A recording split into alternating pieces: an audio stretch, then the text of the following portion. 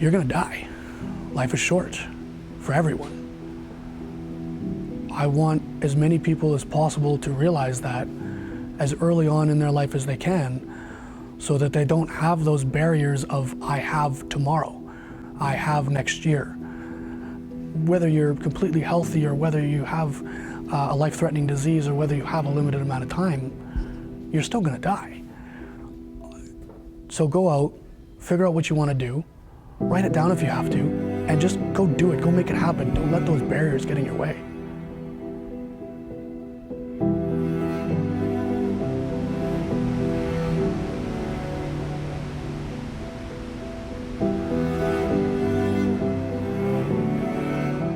What kind of adventure do I want to go on? Where am I going to be on that weekend? How can I live my life to the fullest? And that's sort of been my frame of mind since I was a kid. How can I live my life to the fullest while I could?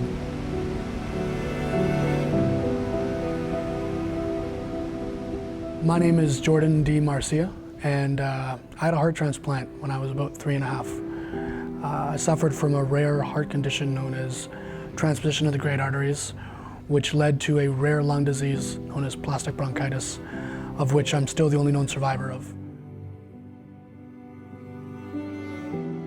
Growing up was different than I would say a normal person growing up would be. Having to face death at such a young age, I was almost at a different place in my life.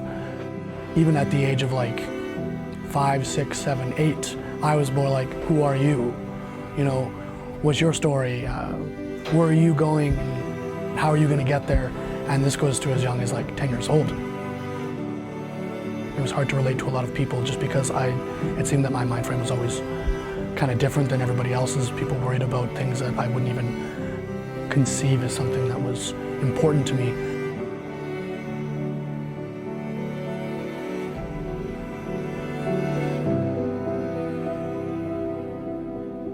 A typical heart lasts around 10 years, and mine is about 21 years post-transplant now.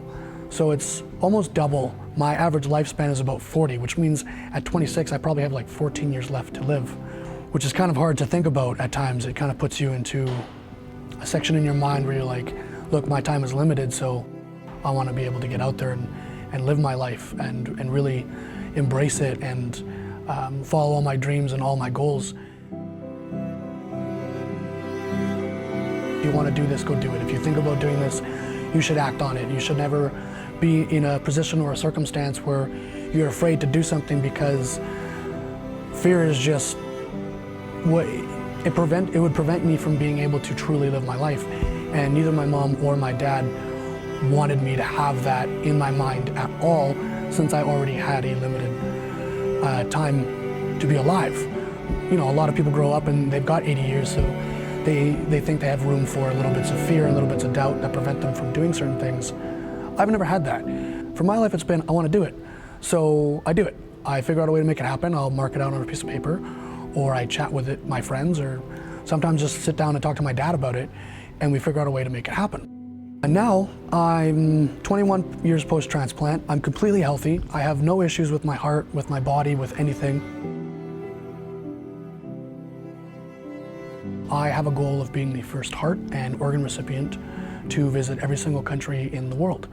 I got into vlogging and kind of telling my story through video, which I really, really loved. I could help other people in the world who were having struggles with their transplant or having struggles with where they are in their life and what's going on, and being like, look, it's okay. This is where I was, and this is what happened to me, and this is what I'm doing now, and you can kind of do the same thing. So I've been to around 12 countries right now. I have 184 or so to go, which is a lot, but I'm super optimistic about it. I have no worries that I'll be able to actually accomplish that goal. And next on the bucket list, well, next on the country list, I shouldn't say bucket list, is the Philippines. And then I'll be hitting up Singapore and Japan and China, and I'm just gonna keep going and going until I accomplish my goal of 184 countries. Once I accomplish that goal, I will sit right back down and think of something else, somewhere else to go, and what I can actually do next.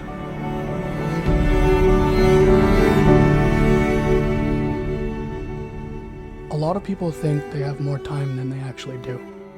I never had that luxury, and I was forced earlier on to accept that if I want to do these things, I just had to commit and go do them. In a way, it was my greatest gift. If there's something you want to do, just commit to it.